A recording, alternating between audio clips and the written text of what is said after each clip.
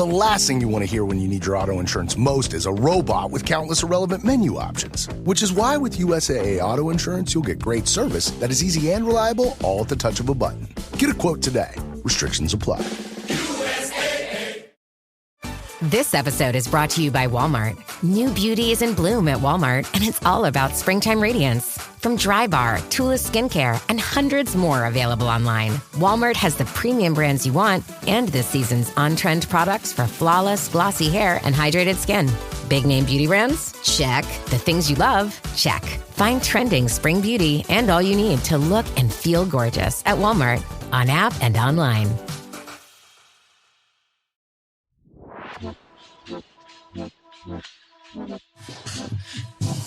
It's so good to be back with my friends talking coffee. I miss this podcast so much. I miss Liam's soft touch. I miss Kirk's rough beard. It's looking a bit haggard right now, I will say. No, I like it. I'm looking like I've been fucking rolled over. No, it's good. No, you look good. You look rugged. The key is it's just one thing has to be like prepped. Like if you've got like the rugged beard, you need like clean cropped sides. Yeah. Well, I need to go to the barber desk. I struggle with the old neck beard situation, you know? That's the... Question for neck beards. So like I know it's obviously there's a stereotype of the neck beard being out there and relating and all this kind of thing. But do the people who fall into that category, is that just how their hair grows, or do they believe that that is a good look? Like why has neck beard become a thing? I think it's just laziness. Surely You're you're supposed to trim the neck beard. That's the one you cut down. See, I attempted to trim mine recently. No, but see, I've got this, but that's not the neck beard. The neck beard is like the people who have it like just literally like their hair's just here, right? I think some lads, that's the only thing they can grow, you know? Right. And so... Are we recording? I hope we're recording. We sure are. Anyway, there you go. We've got some neck beard chat coming in hot for you. Welcome to another episode of Coffee Break with the whole gang. We're back together. Rohan's back from his adventures in Europe, and the man Kirk, who's been holding down the fort. We're still here. Liam here. It's Kirk. It's Rohan. And Kirk, you were just telling me you got some great feedback of someone was saying, I love having Liam here because he kind of... yeah, boy. Yes. I literally had someone come in and say, look, I really like how Liam's on the coffee break. I love the coffee break because it breaks it down for me. You're a bit of a nerd. You know, Rohan's the funny guy. Not sure how you got that designation. I'll take it. No, well, I'm glad that I can be of value. You're the layman, or as we call you, the lame man. Oh, the lame man. No, just lame man. No, lame man. No, lame man. Good to have you back, Rohan. Yeah, great. Baby! Yeah, awesome.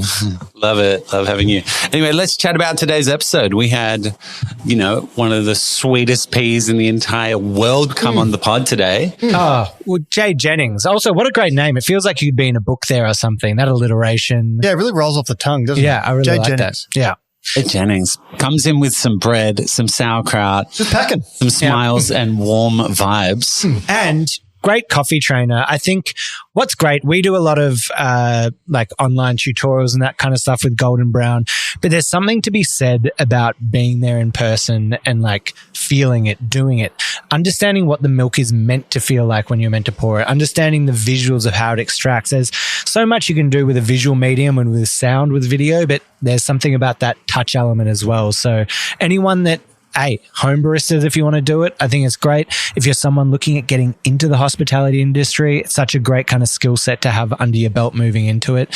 So they're a great organization over there doing that. She's a heavy hitter in the industry as well. Yeah. She's probably one of the best baristas to compete in the competition that never actually won in Australia. And I should message her and say, I want you to do it again because she would win. Oh, absolutely. Let's and she was competing because I know in one of the years where she finished quite well, like that was the Hugh Kelly year. Yeah, coming in. It was among the most difficult times you could ever win. So, can I have you move your mic just a bit to the left? Yeah, there we go. Love it. So, she's among the best that never won, but, she beat Anthony that year, who's now a world barista champion. So, heck, she's got some... Oh, and you had Anthony on while I wasn't here. That's disappointing. Where's my boy? Yeah, I love a bit of Doug. You snooze, you lose. Yeah, well... Another reason to get him back. You go on a work junket to Italy and... Well, I got to do what I got to do. Actually, something came up when you were away that Sonam, Liam and I were talking about. about Chinese food over Italian food. Oh my God, So this is huge. What was the thing we were talking about? What was that dish? Well, Long John Bao? Yeah, like what would you take a ravioli? Xiaolongbao, yeah. Would you take a ravioli over a xiaolongbao? And it was basically like Italian versus, Asian cuisine, There's a great show. If you haven't watched Ugly Delicious on Netflix, they do a whole episode that's battling between the kind of, raviolis and that of Italy and like all the different like Asian countries and all the different ones that they kind of have. But it's like, there's like 5,000 from all the different Asian countries of doing that. But I picked that over at any time. Like all the different, every time, easily. And you're in the same camp, aren't you? Wait, you would take xiaolongbao? Yeah, 100%. Any like, I just think also the level that you can get to with all the different textures, the different types of dough, the QQ, that texture that you're getting. I would pick, any form of, especially Chinese dumpling, but like, other forms. The Italians are going to hate you. I feel like your extra hot take. Your hot take. Like, can we go through your hot take? Yeah. Just now, you said that Italian espresso essentially is terrible. Yeah. I was trying to paraphrase and get you to correct me there, but you just agreed with it. So here we go. Italian coffee on a whole is really bad. The espresso. Like a Marlboro Red? Yeah, it's like, it's tarry, it's ashy, it's rubber tire, like it is all of those things. And that's fine. But I went on to explain in my hot take that is, part of a system that's been put in place. And it's only here and in the, like, where we are and other places where we've really like made it like a wine and a luxury and it's so expensive in that. Over there, it's a right. You get your coffee, you get your caffeine in the morning, and you pay €1 for it on the counter, probably €1.50 now with a little bit of that. But I was being told by Italians over there, like places that tried to raise the price above like €1.50, there's like uproar. Like people are getting like submitted to like local council to be like, this is not okay. Like you can't have that. And as I said, in Florence, there were some great roasters. I forget what it's called, DK12 or D. Could you look up Florence roasters? It's something like DK12 or something like that. Sure. They're doing great coffees. There was like Dita Argentale.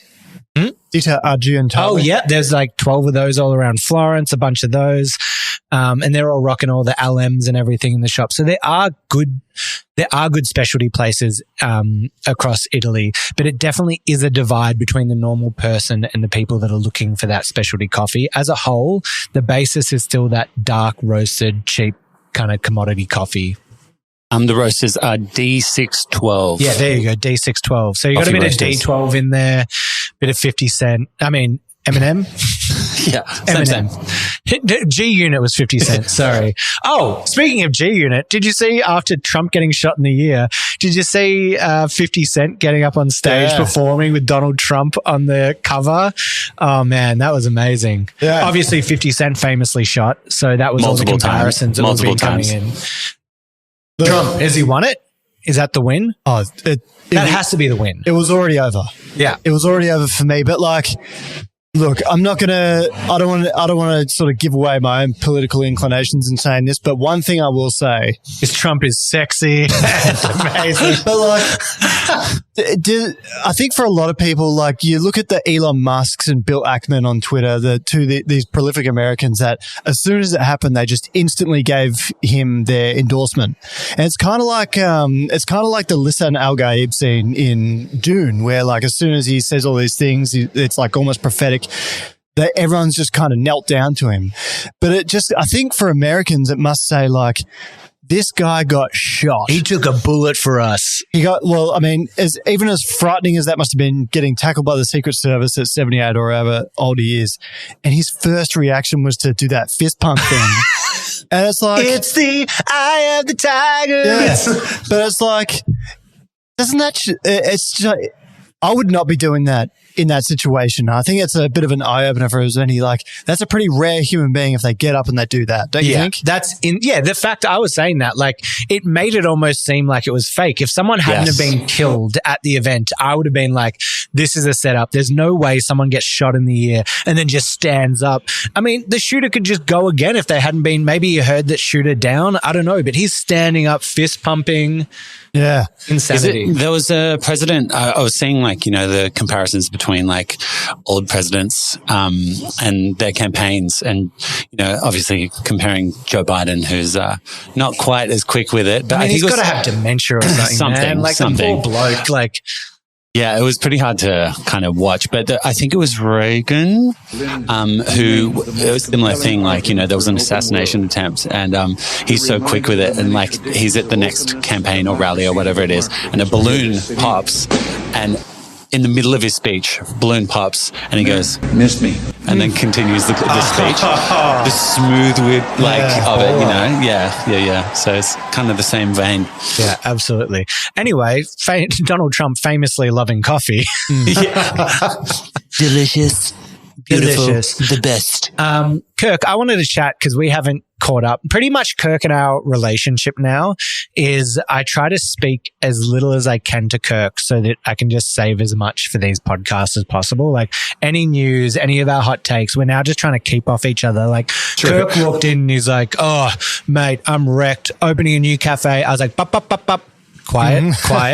Let's save that." So I'm coming in fresh here. This is all new to me. All I know is Kirk Pearson, very tired. And secondly, opening a new location. How long have you had your first one for? Oh, it's been about 5 months now. So it's not signed on the dotted line, but by the time this is released, it probably will be. Yeah. I didn't know that. So yeah, working on a second one, but like. Congratulations. Thank you. But just like, I'm absolutely exhausted. One is enough. Plus you're doing this, balancing family life, friends. You must be knackered. I am. And then, you've been away for however long. So, it's been, the podcast, like sometimes, like this week, I didn't get sort of the preparation done as soon as I'd like to, because it's like, I've literally finished work and then had to run to something. And then I go to bed and I'm so wrecked. You've got design agencies and stuff working now and stuff. Well, is that under wraps? You're kind of making me out look to be more of a big shot than I actually am. No, he is a bit, mate. If you're opening a second cafe within 5 months. Now, let's get to that. I love, because there's probably a lot of people here that work in cafes, own it, wanting to know more about this kind of stuff. So what is the thought process behind, I know you're doing one, it's doing really well. Any cafe is hard to get off the ground, regardless of success and people coming in the door. It's hard to get off the ground. So what's the thought process behind opening another, and what is the vision for your cafe? Well, I'll start off by saying it's not like we've done so well that we've made all this money that we can just go fund another thing. Like there's a lot more creative ways you can do things in coffee. Like you can make a partnership with someone to get you there. It's not like you need to make a massive cash injection. Helps to have you first. It's not like you can just be nobody. Like I think landlords see that you've got something and they're like, "I want some of that in my building." And landlords actually, for example, it might be in a big office tower or something, they have an interest in having a good person. So it might cost them more, or you might pay them less rent, but they want to have something that's attractive to the other tenants in their building, sort of thing. So that's why they'll put whether it's offices or an apartment, it might be like, look, there's this super cool, trendy cafe down the bottom. Yeah, it's like, well, you'll provide a good service that will make living here more livable or working here more workable, and more people want to move their office here or whatever. Yep. So that's something I've learned in all this, and it's like, so they're willing to be a bit more flexible with you to sort of make their whole portfolio a bit more attractive. You help them in a way. Yeah. So do at the same time, just so this doesn't happen. Sorry, what do you got there? Oh, I thought I'd drink a coffee on the pod. It's a coffee. Just turn that around for me. What do we got? Oh. Coffee Karma Coffee Stout. Oh, it's that's a Hop Nation coffee. It's not coffee beer. Like it's not. I thought it'd be more like midday, and I'd be able to make a bit more fun of you for being an alcoholic. But it is 2:15 on a Tuesday, so I tell you what, I normally don't like coffee beers that much. That's actually pretty tasty. That's because often I feel like you get that stale taste when you get a coffee stout. Like it's like that old coffee, whereas this has like pretty beautiful notes coming through there. I just cracked mine too, and there's some. There's a sweet note to it that is actually really good. Oh yeah, there's the ASMR on the mic there, just sucking it in. Yeah, not too bad. Not a fan of the heavier brew. I'm not a big drinker. Like it tastes like beer. It's quite apparent that it's beer, but it's also apparent. What is it? That's Hop Nation. That's Rumble Coffee Roasters doing that. Rumble. Yeah, good old Rumble. Coffee Karma. Tastes great. What were we talking about before? We were talking about, oh God, I don't remember what we were talking about. Well, we were talking about you opening another cafe. Cafe. So for people out there wanting to do this kind of thing, what have been your biggest learnings opening a new one? Like, what are you taking away from this? What's been hard? I want to know a bit more about that detail of actually getting grit down to it and doing it. You have to be willing to work. And like, I'm someone who loves going home and watching, The Acolyte, which by the way is terrible. Kind of juxtaposing my own point there. I like going home and just relaxing. But nowadays I go home and I've got to work more. Yep. And so I'm kind of training myself to be able to do that. And one thing that's worked for me is I cannot study in my bedroom. So now I go to the state library and I do a bit of work there. And that's kind of like, that kind of helps because you get the free Wi-Fi. It's a good environment. I know I have that association. I'm here to work. Yeah, it sets you up with that like separate place where you're like, this is where I'm doing work. I always look at the people who are doing the work from home stuff and I'm like, if I was sitting there in the morning, I'd be like, I'll make some breakfast. I'll do a bit of the laundry. I'll do, and I mean, to be honest, I think a lot of people working from home probably are doing that. Yeah. But it's hard I need separate spaces, But we don't do a whole big thing. Our thing is coffee and pastry. And as we've sort of spoken about on the podcast just then a little bit, we do a lot of automation. And there's two sides to that. It makes your job a whole lot easier and you can kind of get things done more efficiently and quickly.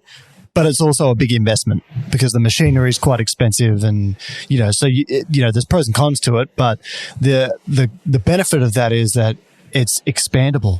So without sort of giving too much of what we're going to do away, but we can kind of get a lot more data on what we're doing. And that data can be how can we improve, this brew, or how can we improve our speed there? How can we improve the experience of the customer? And not just giving the coffee experience as well. How can we get people ordering quicker and easier and smoother? How can we improve the ordering experience? How can we improve the experience of them walking away with the cup?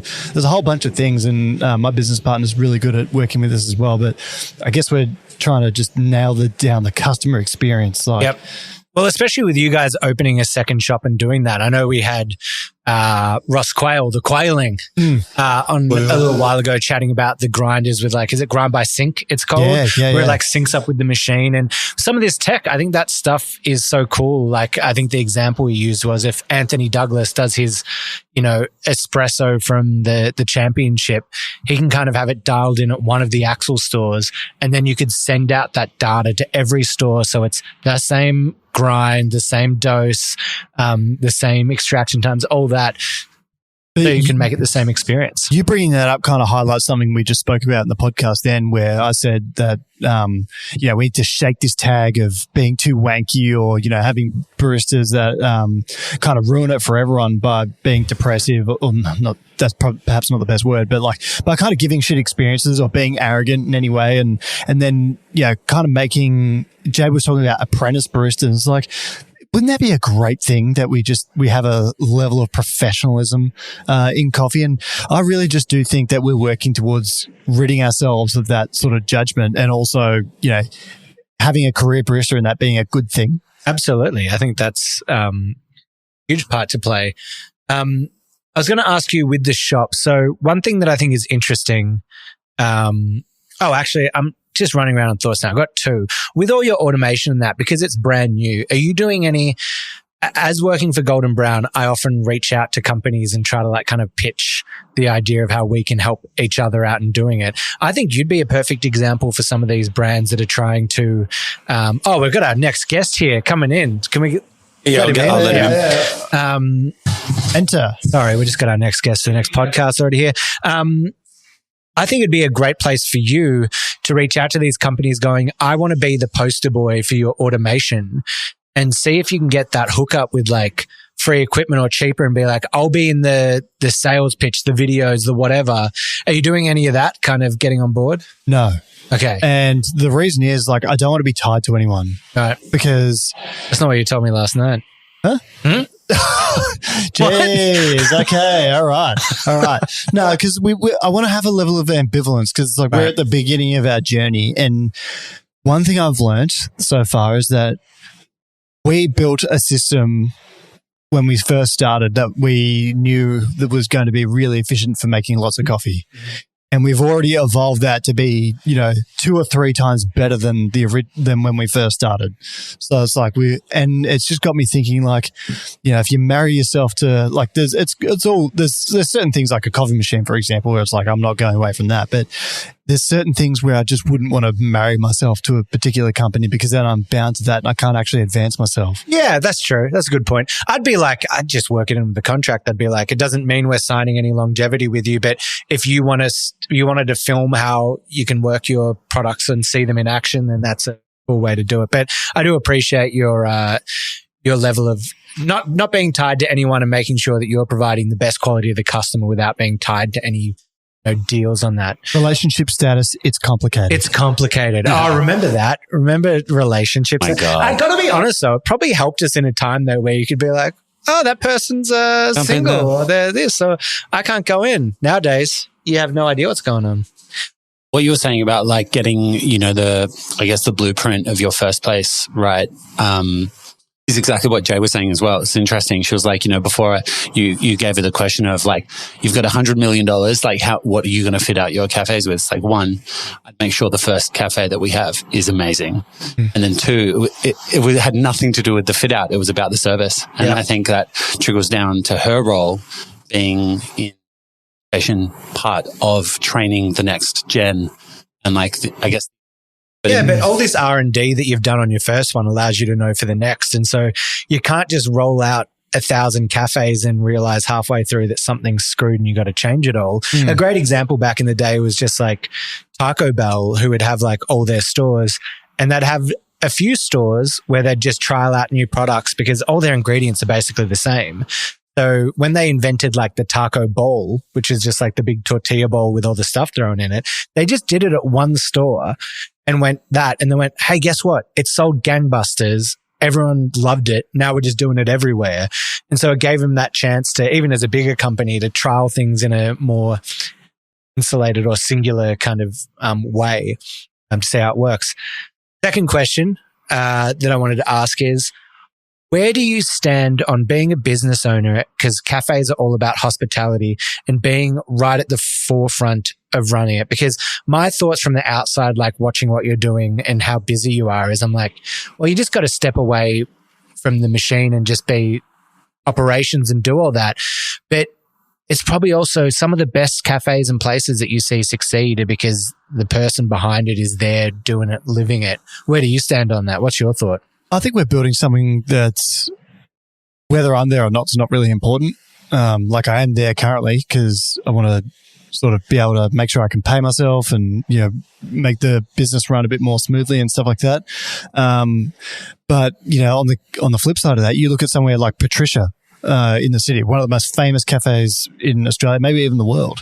And Bowen and Pip, the 2 owners of that, are in there pretty regularly. And then, they've kind of made a conscious decision to not expand and open more shops and just really knuckle down on keep their one iconic. And they've probably done better than anyone that I know of that in the world. Yep. So, there's I'm kind of, having said that, I'm now at the point now where I'm taking 3 days off. It's just those 3 days I'm working on other projects that keep me plenty busy as well. Yeah. So, we've built a system and, like Jade said, hired good people. Because the attitude, it's like the attitude's more important now. You can teach someone the barista skills, but the attitude's kind of like an intangible that is, you can't really program someone to be more smiley or whatever. It has to be good for culture. Yeah. Which was like interesting. It doesn't matter where they sit on the experience scale, like whether they're completely new or they're a really experienced barista, as long as they're good for the culture, Well, there you heard it here, young baristas or young people looking for work out there. Don't be an asshole. Be a nice person. Care, take interest, and just put some effort into what you're doing and you'll go far. Well, yeah, and what I was saying about Isaac Kim from Honor, sort of foregoing being a doctor to do this, is like, this is a very, very, it's a perfectly good industry to be in, and I hate that people look upon coffee as kind of like the entry level minimum wage job, and I think we're going to move beyond that in the years to come. I want to ask you some questions. Here we go. How are you adjusting to being back from Italy? Because you look about twice as heavy as you did before. Oh my God. You walk in, I could feel, the seismograph went from 0 to about 2. I know. Just a big rolling bloody ravioli remember coming through Austin the door. Powers when they first get introduced to Fat Bastard? And he's just like, boom, boom. It was about 20% of that. I eat because I'm unhappy. And I'm unhappy because I eat. When you're an overweight child in a world that demands perfection.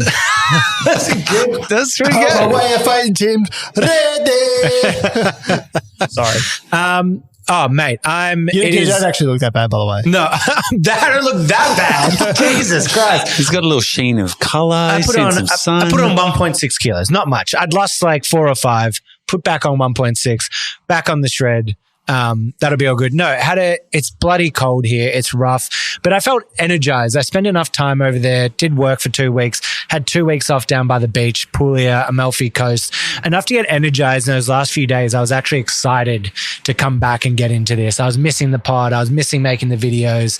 I was missing all my, friends and work colleagues here. So, it was the perfect break that I kind of needed. And it was perfect that I got to go and, see La Marzocco's factory over there, work with the team. So there was a nice work side to it as well. And that was an amazing experience that I'm sure we'll dive into deeper on some other pods. But we've been breaking it up for a long time here. Maybe in the next coffee break, we can chat a little bit about my experience in LM.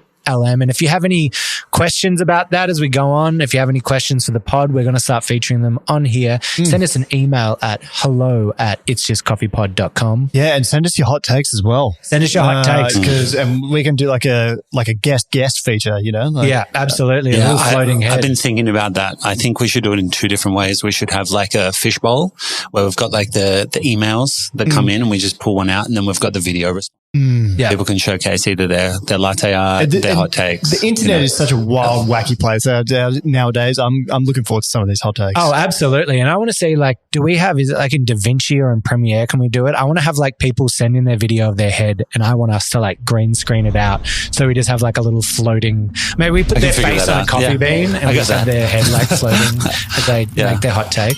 While you were talking about in the later pod, we'll kind of hear some more of your stories through Europe.